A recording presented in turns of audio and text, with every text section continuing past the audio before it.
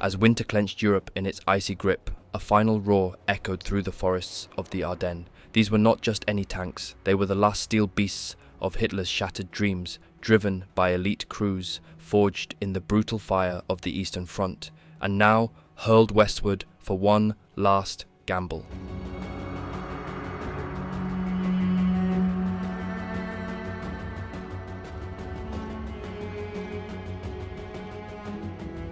The Allies thought the Wehrmacht was finished, but in December 1944, the Western Front trembled once more as Germany unleashed a desperate armoured spearhead led by the battle-hardened Panzer veterans.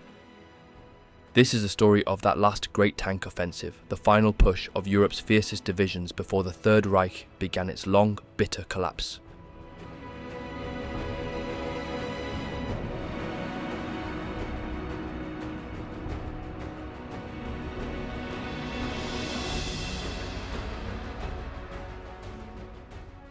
In the dying days of December 1944, the forests of the Ardennes still echoed with the thunder of war. Snow blanketed the hills, bitter winds cut through the trees, and the German offensive, launched in a last desperate bid to turn the tide in the west, was beginning to falter.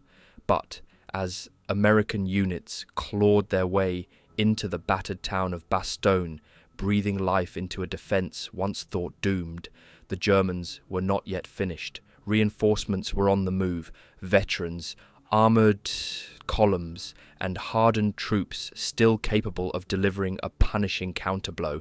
Among them were the men of the 1st SS Panzer Division, the infamous Leibstandarte Adolf Hitler. Once personal guards to the Führer himself, they now found themselves far from Berlin, driving into the icy Luxembourg countryside in a final attempt to stabilise the front and crush the American corridor. By this stage in the campaign, Bastogne had become more than just a name on a map. It was a symbol of resistance, a crucial hinge point that both sides understood could decide the fate of the Ardennes battle.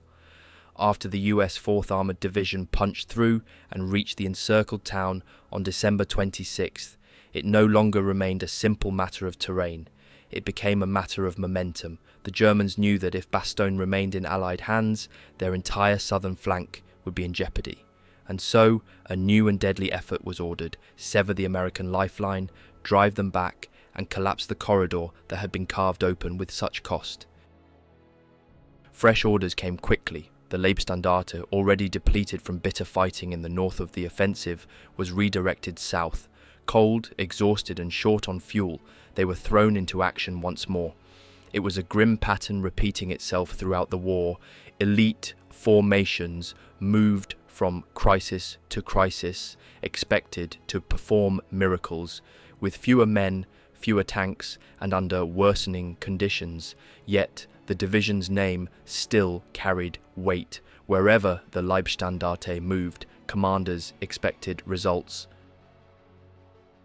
American commanders, for their part, recognized the danger. Patton's Third Corps had broken through to Bastogne, but the corridor was narrow, exposed, and under pressure. To strengthen their position and seal off the flanks, the US 35th Infantry Division was ordered to move forward, aiming to close the gaps and secure the road networks that fed into the town from the east. Their advance, however, brought them directly into the path of the incoming German counterattack, an assault spearheaded by the very men who wore Hitler's name on their sleeves. On December 28, 1944, the 1st SS Panzer Division was placed under the command of General Hasso von Manteuffel's 5th Panzer Army. That evening, elements of the division, including its armoured regiment, anti-tank units, infantry battalions, artillery and engineers, began to reposition themselves through the snow-covered hills and forest tracks, pushing toward the southern approaches to Bastogne. Their journey was anything but smooth.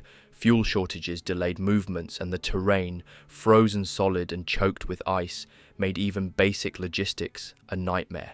Many of the division's vehicles could not move until midday on the 29th. By then, the command structure had shifted again, and the Leibstandarte was now subordinated under Army Group Luttwitz. As darkness fell over the 29th, the division pushed deeper into the forested hills near the village clusters of Tarchon and L'Outremange. The region was a rugged wedge of land near the border with Luxembourg, difficult country, thick with snowdrifts and narrow roads. Temperatures dropped well below freezing.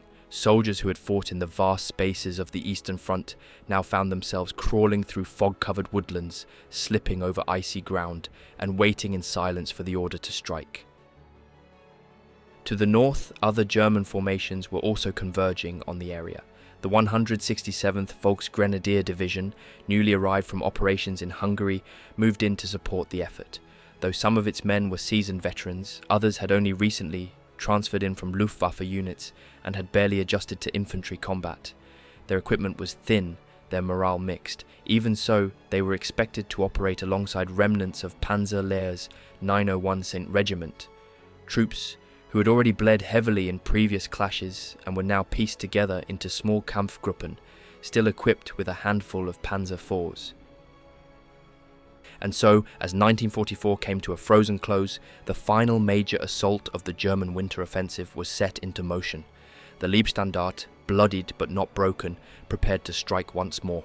What followed would be some of the fiercest and most unforgiving combat of the entire campaign, an effort born not of momentum but desperation. The elite had been summoned again, but this time even they were running out of time, fuel and options. To carry out their mission near Bastogne, the commander of the Leibstandarte, SS Major General Wilhelm Mohnke, reorganized what remained of his division into two separate attack groups. Each Kampfgruppe, meaning battle group, would operate independently, pushing through different sectors in a coordinated assault. The first group, under SS Captain Werner Poetschke, received what armour the division could still muster. This included the remaining tanks, two depleted battalions of Panzer Grenadiers, and a small contingent of combat engineers.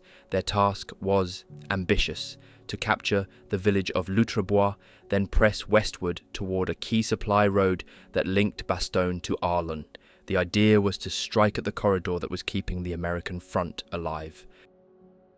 There have been rumours and suggestions that Jochen Peiper, famous for leading the division's brutal drive in the north earlier that month, was still involved in this operation, possibly pulling strings behind the scenes, but this can be safely ruled out. After his battle group had been shattered between December 17th and 25th, Peiper was physically worn out and mentally broken.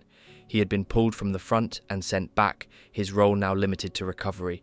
The weight of this final offensive would fall not on legendary names, but on the battered veterans who remained in the field. As for the division's actual strength during this phase, German records are vague, but enough fragments survive to give a rough picture. The 1st SS Panzer Battalion still had, on paper, around 16 Panther tanks and 26 Panzer IVs. These were the division's core medium tanks. The anti-tank battalion led by Karl Rettlinger had fared somewhat better and likely retained around 18 Jagdpanzer IV tank destroyers. The heaviest punch, however, came from the Corps' heavy tank battalion, which still possessed around 33 of the fearsome Tiger II tanks. Realistically, only about 15 of those monsters were still in working condition by this point. The rest were sidelined by mechanical issues, a lack of fuel, or simply abandoned on the frozen roads. How many of these vehicles actually made it to the fight near Bastogne remains uncertain. Out of the 93 tanks and tank destroyers supposedly available on paper, likely no more than half were in fighting shape by the time the battle began. Fuel shortages, maintenance, breakdowns, and relentless Allied air attacks meant that many never left staging areas at all. On the infantry side, what was left of the division's grenadier force was divided between the two groups. Hansen's Kampfgruppe included remnants of his 1st and 3rd Panzer Grenadier battalions, while Poetschke was reinforced with men from the 2nd Battalion and soldiers under SS Colonel Rudolf Sandig. Even when combined, each Kampfgruppe probably fielded the equivalent of just one full-strength infantry battalion, hardly ideal for what was supposed to be a decisive blow. As the sun began to rise on December 30th, the front lines stretched southward from the outskirts of Nef, through deep forests east of Marvy, following the narrow country roads past Lutrebois and Villers-la-Bonne-Eau, and on toward the rolling hills near Livachon and the ridges below Harlange. The terrain was rugged and smothered in snow. Every village was a frozen fortress, every forest a death trap. The two German groups were preparing to drive forward into terrain that would punish even the best trained men. For the Leibstandarte, this would be no glorious final charge. It would be a brutal slog through mud, snow and lead. As the German attack built momentum, the American 35th Infantry Division found itself directly in the path of the advancing Leibstandarte. By the evening of December 29th, two of its regiments had already made significant gains. The 134th Infantry Regiment had taken control of most of the village of Lutrebois, while the 137th had seized the hamlets of Saint-Lay and Livarchamps from German paratroopers of the 5th Fallschirmjäger Division. That night, under cover of darkness, the 137th pushed even further, sending two companies into Villers-le-Bon-Eau. What they found there was not an empty village, but a contested one. A German pioneer company had dug in and refused to budge. According to the 35th Division's own records, the Americans and Germans ended up sharing the town overnight, fighting in close proximity, and often unsure of who held which street or building. Meanwhile, the division's 3rd Regiment, the 320th, was locked in brutal fighting against other elements of the German Parachute Division. They battled through wooded terrain and around isolated farms southeast of Hardennes, where visibility was poor and movement was slow.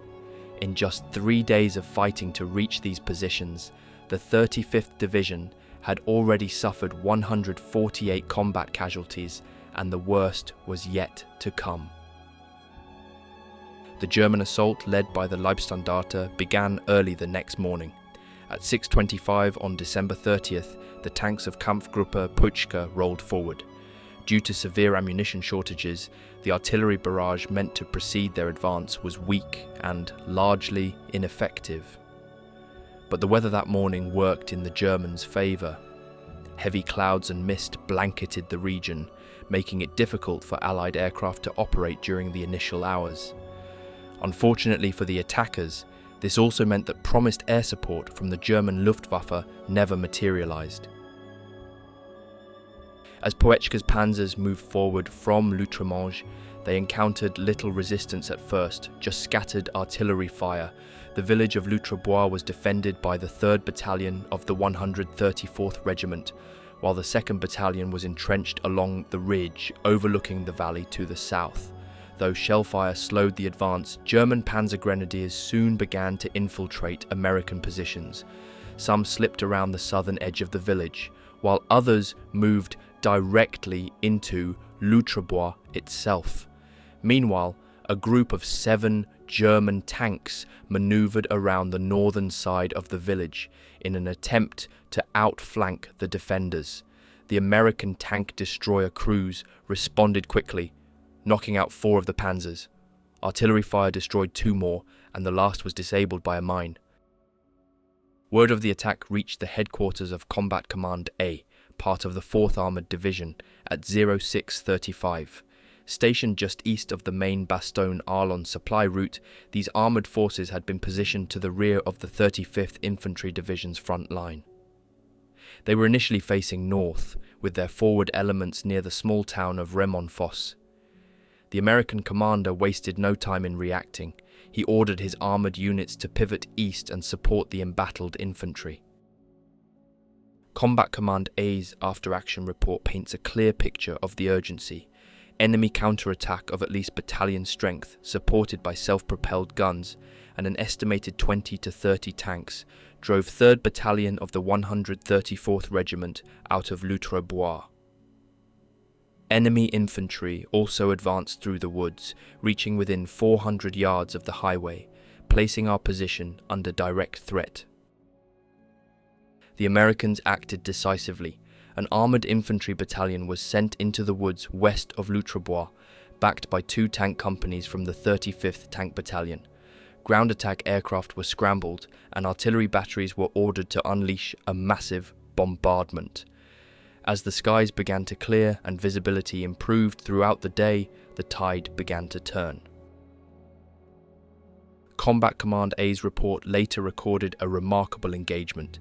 Around 11 a.m, 6 American Sherman tanks from B Company encountered 13 German Panzers advancing northwest from Loutrebrois.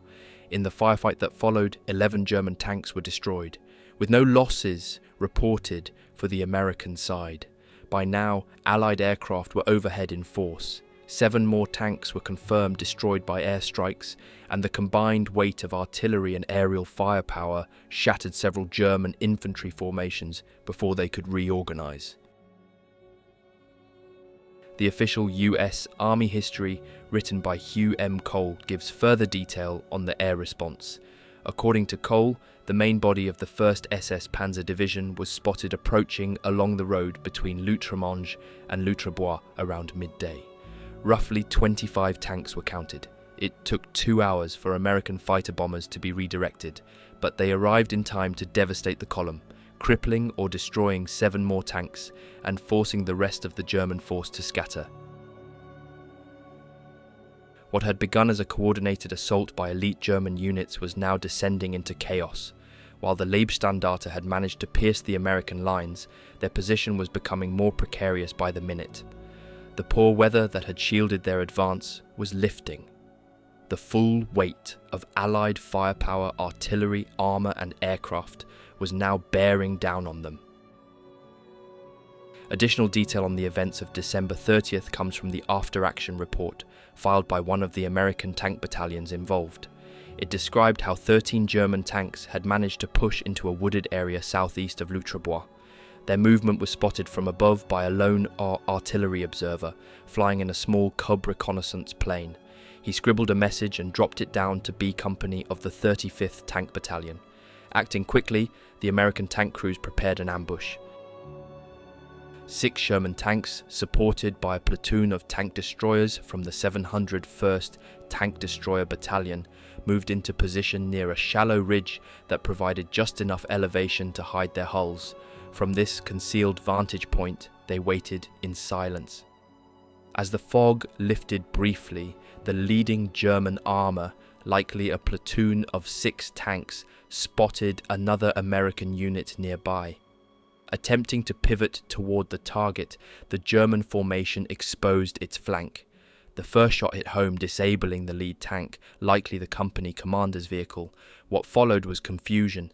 The remaining tanks paused, milled about in disarray, and were picked off one by one. 6 more German tanks soon followed the same route, and all were either destroyed or disabled.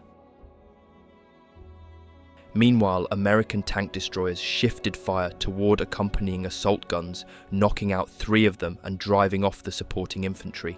The ambush had been devastatingly effective.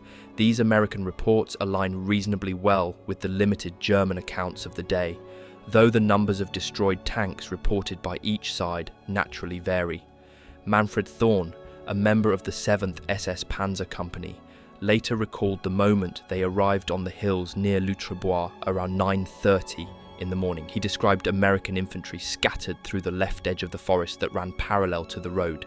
As they emerged from the tree line, the first houses of Loutrebois became visible. Thorn remembered seeing a Panther tank positioned on the right flank. Looking west, he saw the last vehicles from the 6th Company disappearing over a ridge, heading toward the village of Remonfosse. The company advanced in a wedge formation, pushing across open fields and toward a stretch of high ground 4 kilometers south of Bastogne. Woods lined their right flank, while open countryside stretched to the left. Behind them, Loutrebois was already being left behind. Around 15:15 that afternoon, Thorn and his crew saw several tanks burning behind them. Within the next 10 minutes, 6 tanks from his own company had been knocked out. The fighting was intensifying fast. It's unclear whether the Panther Thorn saw belonged to Captain Werner Petschke himself, but we do know that Petschke's command tank was disabled that day. He and his adjutant, Rolf Reiser, were later seen hitching a ride back to headquarters in one of the remaining Panzer Fivers from the 7th Company. Thorn's own tank was withdrawn into the forest after nightfall, eventually making its way back to the village of Brass. Another tanker from the same company, Rolf Erhardt, also left a written account of the battle. His crew had bypassed the centre of L'Outrebois, leaving the village on their left as they moved northwest. Suddenly, movement was spotted near the 6th Company. Tanks angled to the left, opening fire with their main guns. Ehrhardt recalled the artillery becoming heavier and then changing tone entirely. The dull booms were replaced by sharp, cracking detonations, signalling the use of high-velocity anti-tank guns. The fire was coming from directly ahead, west, likely from a ridge covered in woods that ran alongside the Bastogne road for several kilometers. The Americans had apparently positioned their anti-tank weapons further left of the 6th Company's advance. 2 shells exploded just in front of Ehrhardt's tank. Another tank nearby was struck and immobilized. Then their own vehicle was hit. He described the impact with eerie clarity. When the smoke cleared, his hatch had been blown off, and only then did he realize that their main cannon had been sheared clean off the turret. The shock had masked the true damage. Later that night, one of the surviving crews returned to the battlefield to search for damaged vehicles. What they found was a grim row of 6 tanks, all from their company, burned out and still smouldering in an open field. Remarkably, only 2 crewmen had been killed throughout the entire day's fighting. SS Captain Oskar Klingelhofer had been burned but survived, and would later return to lead the shattered remnants of the company. While the northern flank of the attack was being shredded under combined American armor, artillery, and airstrikes, the southern sector assigned to Kampfgruppe Hansen was making better progress. Despite the terrain being difficult and the route winding through dense forests and steep valleys, the Germans managed to keep moving forward. By late morning, SS Captain Haft's Panzer Grenadiers, supported by at least 7 Jagdpanzers, reached Villers-la-Bonne-Eau. There, they relieved the small group of German pioneers who had spent the previous night sharing the village with elements of the US 137th Regiment. The battle was far from over, but while the northern pincer of the attack had been savaged by ambushes and overwhelming American firepower, the southern push showed a flicker of momentum. Whether that would be enough to shift the tide remained to be seen, but the cost was already staggering. In the early morning hours of December 30th, the German advance in the southern sector intensified with deadly results. The American 35th Infantry Division's after-action reports describe a grim scene at Villers-la-Bonne-Eau. 2 companies from the 3rd Battalion of the 137th Regiment, Companies K and L, had dug in, holding a few buildings in the village, but around 0845, 7 German tank destroyers, likely Jagdpanzers, supported by waves of infantry, descended on their position. The tanks rolled in close, shells smashing into the thick stone buildings. Flames consumed the village as the assault grew fiercer. Desperate calls for artillery support were sent over the radio. One message requesting a smokescreen and high explosive fire reached battalion headquarters, but before a response could be given, the line went dead. By the end of the day, only one of the 169 American soldiers trapped inside the village had made it out alive. Additional reports from the regiment reveal that earlier that morning at 0645, the 3rd Battalion had held 4 buildings in the town. By 9 a.m, resistance stiffened dramatically as German assault guns and SS troops flooded into the area to reinforce the pioneer units already inside. Bazooka teams managed to destroy 2 of the German vehicles, but the others pulled back just far enough to remain out of reach, continuing to shell American-held houses with direct fire. Companies K and L were completely cut off, surrounded, outgunned, and overwhelmed. Meanwhile, the German push continued westward. By mid-afternoon, at around 1445, their forces captured the Chateau Losange. By 1600 hours, they had reached the edge of the critical Bastogne road. However, this marked the furthest point of their advance. As Kampfgruppe Hansen's lead elements tried to press beyond the chateau, they came under heavy and precise American artillery fire. Tanks and anti-tank guns from both Combat Command A of the 4th Armoured Division and elements of the 137th Infantry opened fire, halting the German momentum. Hansen ordered his men to dig in and hold what ground they could. By nightfall on December 30th, the Leibstandarte held several key positions: Point 5, 3-5, L'Outrebois, Château-Losange and Villers-la-Bonne-Eau. In contrast, the 35th Infantry Division had been forced to retreat to a new line stretching from Raymond-Fosse through Saint-Lay to Livard-Chance. While the German attack had failed in its main goal of breaking through the Bastogne corridor and linking up at Assenois, it had driven a sharp wedge several kilometers deep into the American flank. At least 20 German tanks and assault guns were lost, along with many Panzer grenadiers killed or wounded. Yet despite failing to achieve its full objective, the offensive still achieved a notable secondary result. As the official US Army history later recorded, the attack effectively neutralized the 35th Division from offensive action by the end of December. They would no longer be in a position to contribute meaningfully to the fighting around Bastogne. Elsewhere, the 167th Volksgrenadier Division launched a separate assault toward Bastogne along the Brasse axis. Initial gains were made.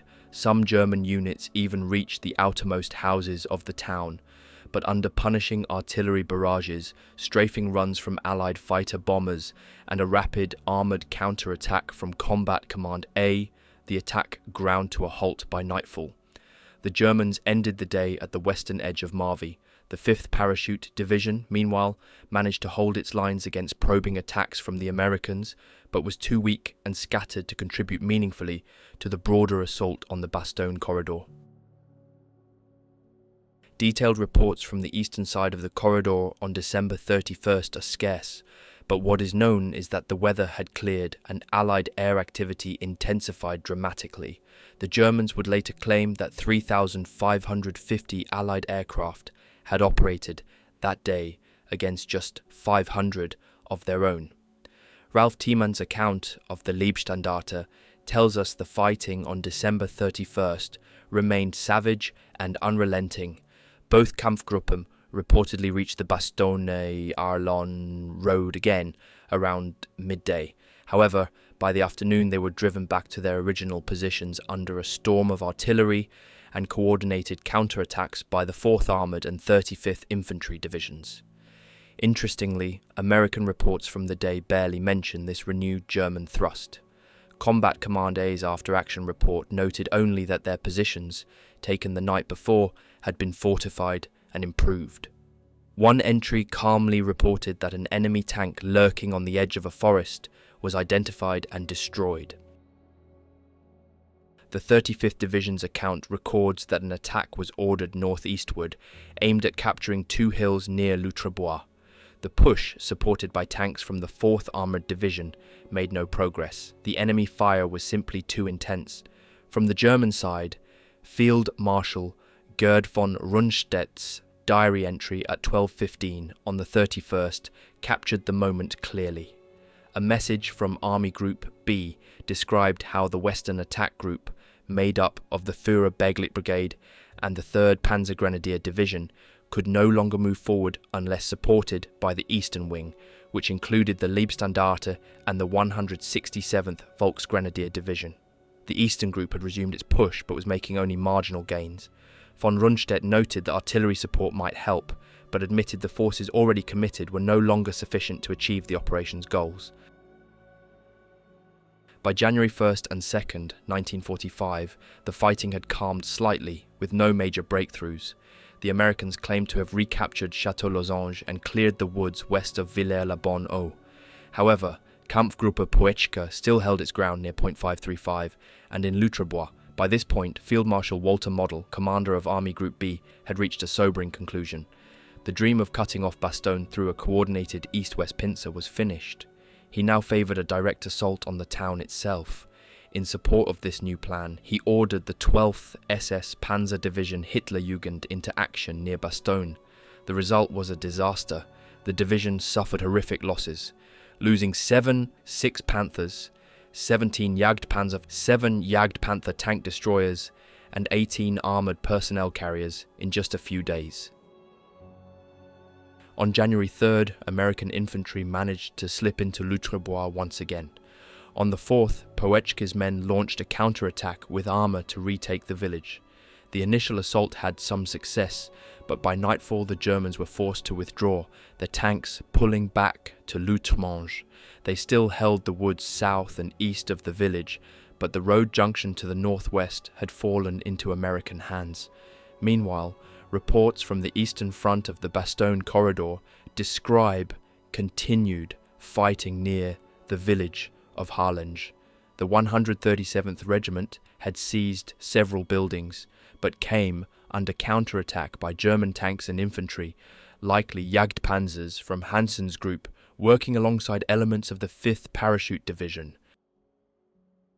American records from January 5th and 6th mention only that German resistance was fierce and that all attempts to advance against the Leibstandarte's positions had failed. But German accounts tell a harsher story. According to the official history of the Leibstandarte, attacks were renewed along the Bastogne-Arlon road in both the 167th Volksgrenadier and LAH sectors. One German Panzer Grenadier battalion, now reduced to just 80 men, supported by the last remaining assault guns, launched an attack from Villers-le-Bon-Eau toward Losange. It was halted almost immediately under intense artillery fire from the 35th Infantry and both the 4th and 6th Armoured Divisions. Another desperate attempt was made from the forest near Tarchon. A second battalion, with around 100 grenadiers, was joined by remnants of the 6th Panzer Company and scattered armour from the 1st SS Panzer Regiment, including a few surviving Panthers. They reached the edge of Loutrebois, but were driven back by concentrated small arms fire, anti-tank weapons, and the full might of dug-in American defences. It was clear the Leibstandarte had given everything it had, but it was not enough. Although the Leibstandarte continued to hold its battered positions through January 7th, the broader picture for the German forces was rapidly deteriorating. The Allies were pressing hard across multiple fronts, and the once bold ambitions of the Ardennes offensive had collapsed into mere survival. German commanders feared they might soon face a repeat of the Falaise pocket disaster, where encircled forces had been annihilated the previous summer in France. Recognizing the danger, Hitler finally relented. On January 8th, he authorized Field Marshal Walter Model to abandon the sector west of Houffalize and south of Bastogne. For the Leibstandarte, this meant the beginning of the end. Their withdrawal was scheduled for January 10th, but until then they were ordered to stand fast and hold the line.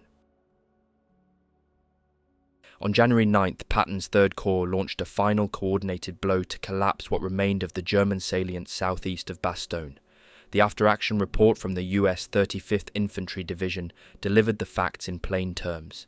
The division was ordered to resume attacking to the northeast. The 320th Infantry, with support from the 6th Armoured Division, advanced 800 metres. The 134th Infantry gained 1 kilometre. From the German side, the history of the Leibstandarte offers more vivid details.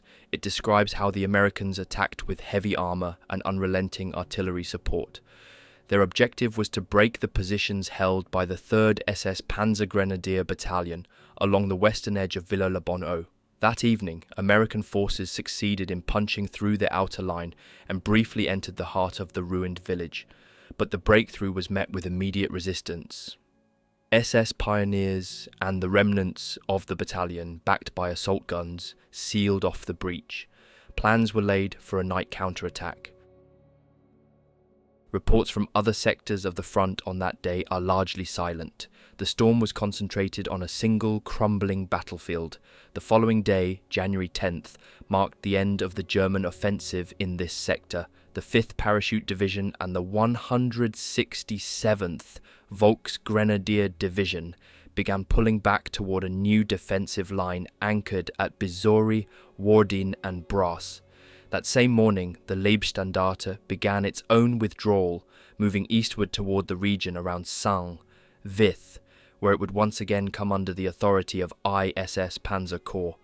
By this point, the toll on the US 35th Infantry Division had become staggering. In less than 2 weeks of fighting, it had suffered 1,432 battle casualties. Yet there was some grim satisfaction. they had dealt a devastating blow to one of the most feared German formations of the war.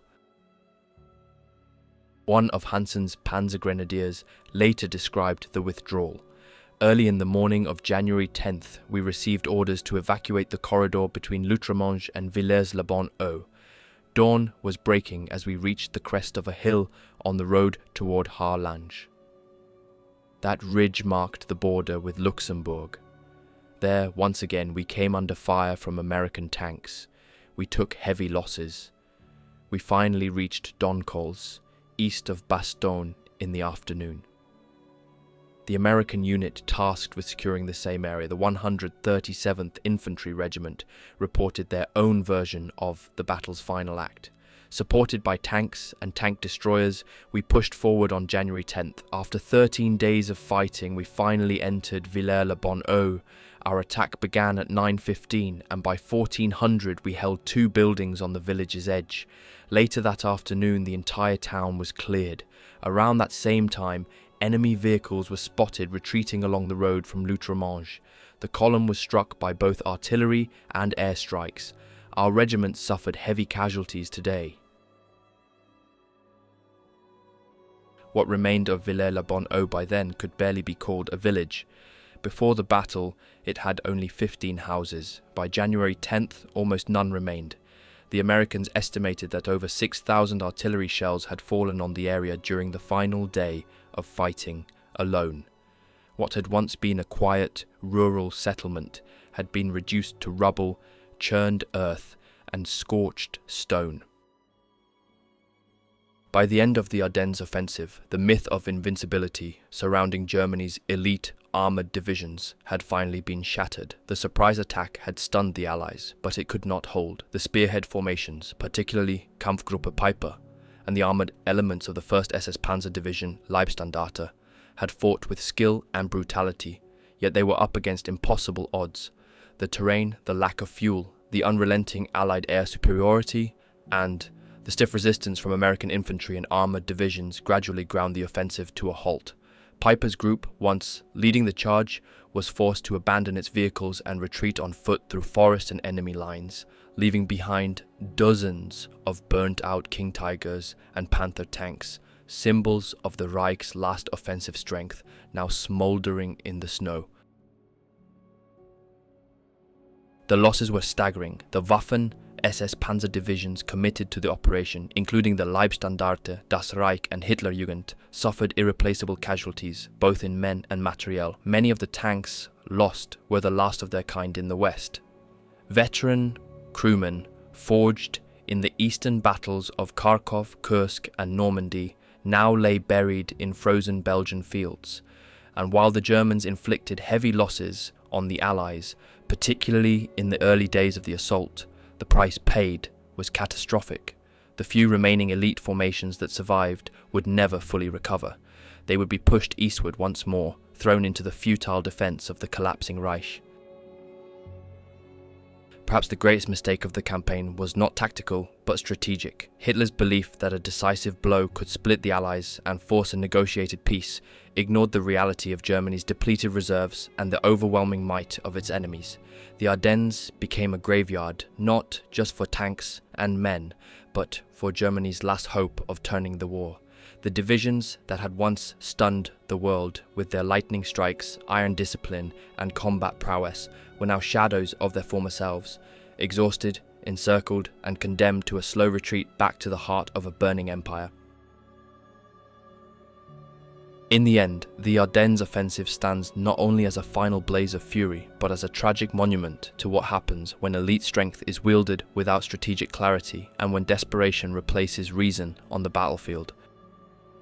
If you found this story compelling and want to hear more forgotten chapters of the Second World War, make sure to like the video, subscribe to the channel, and turn on notifications so you never miss a new upload. Your support helps keep these stories alive. Stories of courage, struggle, and the brutal truth of war.